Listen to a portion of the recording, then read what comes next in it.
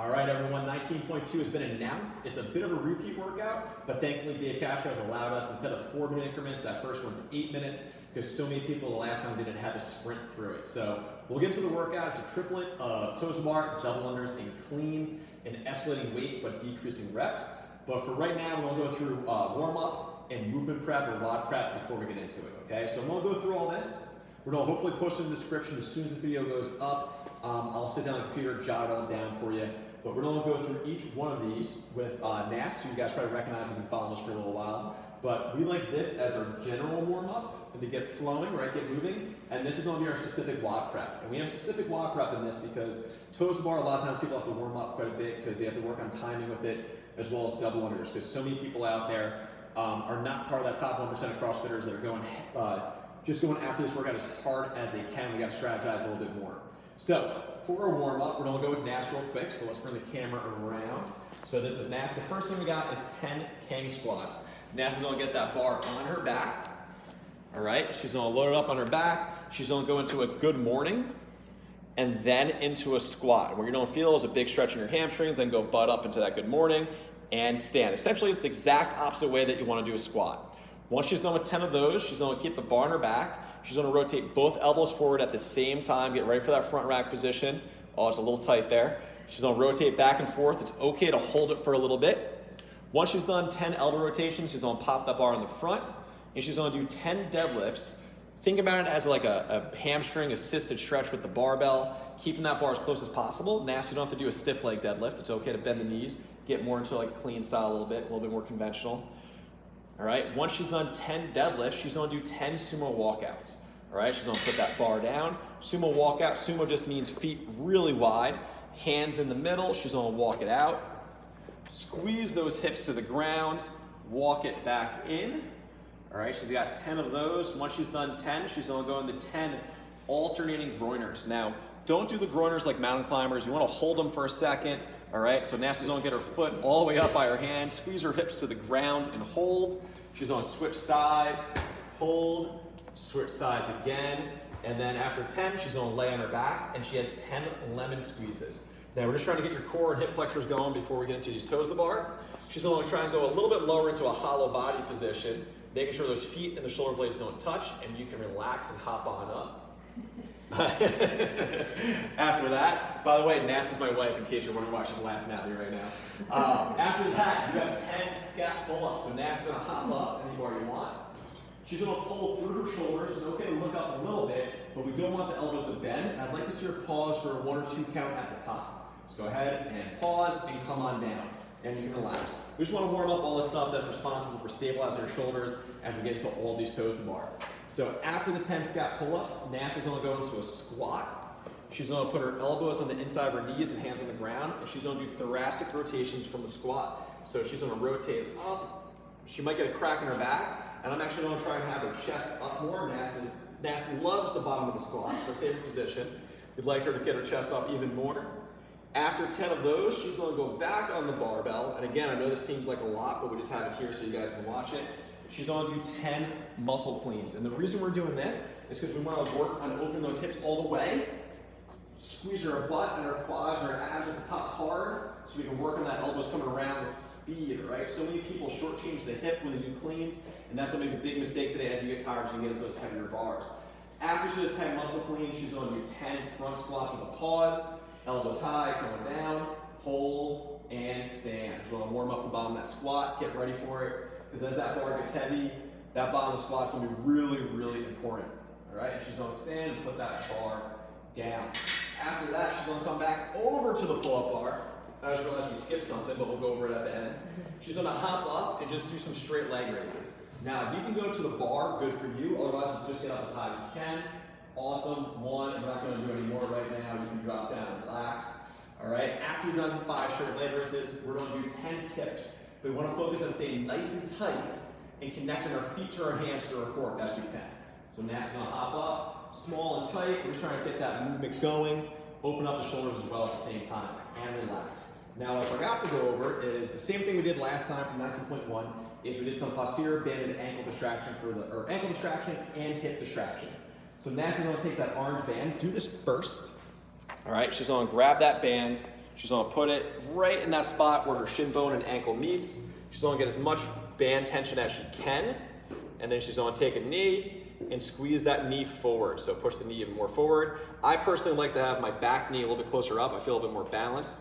We're gonna hang out for a minute in this position. The next one she's gonna do as she comes up out of that band, go ahead, you can stand up, is she's gonna put on that thick gray band because Nash can squat a lot, so we wanna use a stronger band. She's gonna put it up around her hip, get a bunch of tension on it, drop her knee to the ground. That's a lot of tension. So we're gonna go knee to the ground one, not the hamstring version one. That's too much tension. We didn't go over this before videoing, by the way, doing it live. Knee on the ground, she's gonna put as much weight into that right knee as possible. It's okay to rotate it. And she's gonna feel kind of like a weird pressure in the back of her hip, top of her butt. And all we're doing is making sure our hip is clear when we squat. All right, thanks Nash, you're good.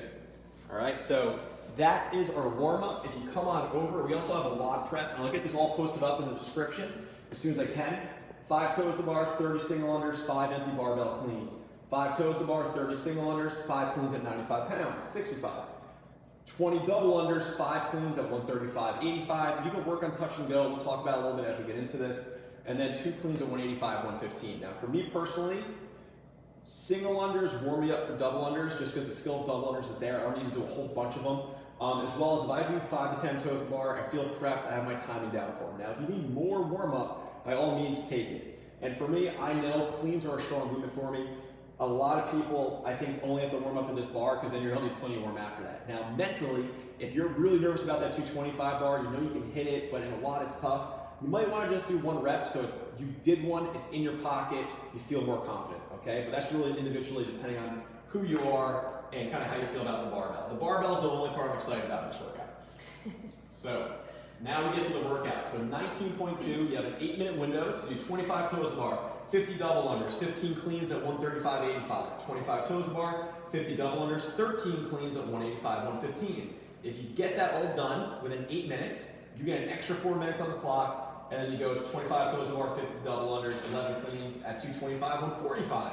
If you get all that done, you get another 4 minutes on the clock, so you get up to 16, and the weight keeps going up, so then it's 9 cleans at, I forget the weight, 245, or it might be heavier. I think it's 245, but it keeps bumping up in weight over time. Now, a couple of years ago, or I guess it's 3 years ago now, people did finish this workout, but for us mere mortals, it's probably not gonna happen.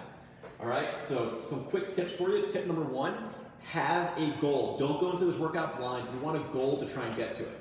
Now, the first time I did this workout in 2016, I believe it was, the first time I ran through it, I did way too many toes to bar in a row, got to the 135 bar, and my hip flexors were blown up. So don't make that mistake, right? You don't want to max out toes to bar in the beginning. If you know you're good for 25 unbroken, you can hop right on that barbell. Awesome, God bless you, go for it. But for most of us, we have to make sure we have a goal and we watch our hip flexors, all right?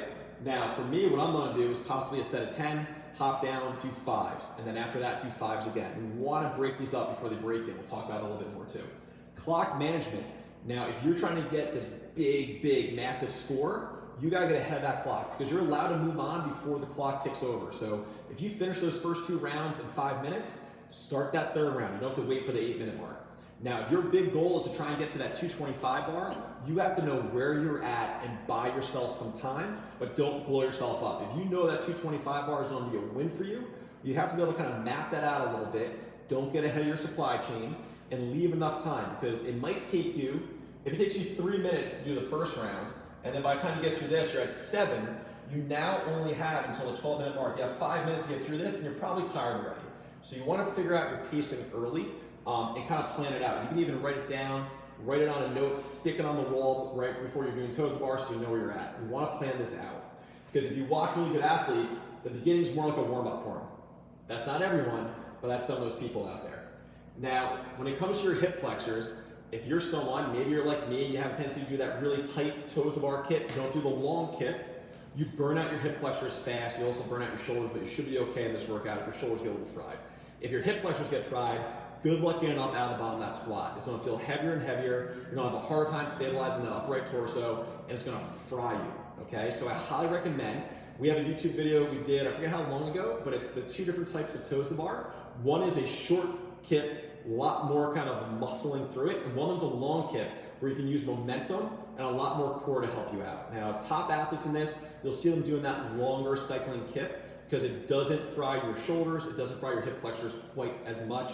The only thing that happens is you're on the bar just a little bit longer, but it's worth it to be stronger in those cleans. So again, we want to use that long cycle toes to bar, and we want to watch out for quad stamina and endurance as we go. Because if you touch and go that 135 bar, you just go up to do toes to bar and you got nothing, congratulations, way to go. You're only going to have an 8-minute workout. Good luck on that 185 or 115 bar for the ladies. So you want to be cautious of this. So for me personally, I love cleans. I enjoy them, but I know if I go touch and go a lot at the beginning, I'm going to pay the price later on. So I'm probably going to be that one drop guy on the cleans, save my hip flexors a little bit, save my lungs a little bit so I can push as it goes. Now, break before broken. So this is really important on toes to bar, because if you start missing toes to bar, it really fries you out. It's also a little bit of a mental screw, okay? So you don't want to mess up, get no reps on toes to bar. It should be something you break before broken so you can keep the rest short and keep going. And that is true on the barbell as well. We saw so many people try and touch and go 185 a little too much, they get dumped down in one. They spend a lot of energy coming out of the hole. Make sure you're planning this out. You should never get to that threshold point unless you're in that last minute and then you're just going for it, all right? But I know for me, for a lot of people, this workout is really just about smooth double unders. If you don't really have double unders, do the best you can. It's a race for the tiebreaker, right? Because there's a tiebreaker after every 50 double unders. But for most of us, it's going to be about not frying ourselves in toes to bar so we can stay as consistent as possible and not crush our quads. Now, we're going to go over some tips for the moms out there. If you're pregnant, if you've recently had a baby, everything like that, kind of what we'd like to see with you. Now, Kara Saunders, hope I'm saying the last name correctly, she did 25 dumbbell squats, 50 double unders, and 15 power cleans, all right? What we would recommend for most women who are pregnant, just because we don't want to mess with that bar path with the belly starting to show, and some of you might think that's because we don't want the bar to hit the baby, obviously, but believe it or not, if you do a bunch of power cleans, you'll naturally go around that belly, and now we've messed up our bar path more than what it probably is for a lot of us, and now we have to go back and relearn that movement once we have that child again. Once we have the child, we have our baby, belly starts coming back to normal a little bit, right? And now we're still going way out like that belly's there. So we don't want to build that motor pattern, we don't want to build that muscle recruitment in there, we want to make sure that we're keeping the same pattern so when you get back, you're solid. So we'd like to see people do, instead of toes to bar, we're doing 15 ring rows, 50 double unders or single unders you can do as well, depending how you feel about it, and then 15 hang power cleans with dumbbells, then squat. So it's going to be hang power clean, squat afterwards, as low as you feel comfortable. Squats are great for our moms out there. Now, if you're someone where either you're pregnant and it's uncomfortable to do jumping, or maybe you got some incontinence going on, or you just had a child and it's just not comfortable quite yet, again, that whole incontinence deal, we can do 40 seconds on, 20 seconds off, 8 to 12 minutes, it's up to you. For so many of us, this is an 8-minute workout of ring rows, rest 20 seconds, dumbbell hang power cleans, and then squat. You're still part of the community, you're still gonna work out, it's good for the moms. Now, any moms out there, my wife Nast is our local birth expert, and she's also a doula. So if you have any questions, you can comment below, or you can always email her at nast@crossfitsoar.com, all right? She is our local birth expert. We just had a bunch of babies here, what was that, yesterday, I believe, actually hanging out and everything, so we have so many new moms here at the gym. So again, that's my tips and strategy for 19.2. It's really about that toes to bar, the clean combination with those quads. I'd love to hear how you guys do. If this video helped you, please like and share. It really helps us out. Talk to you guys soon.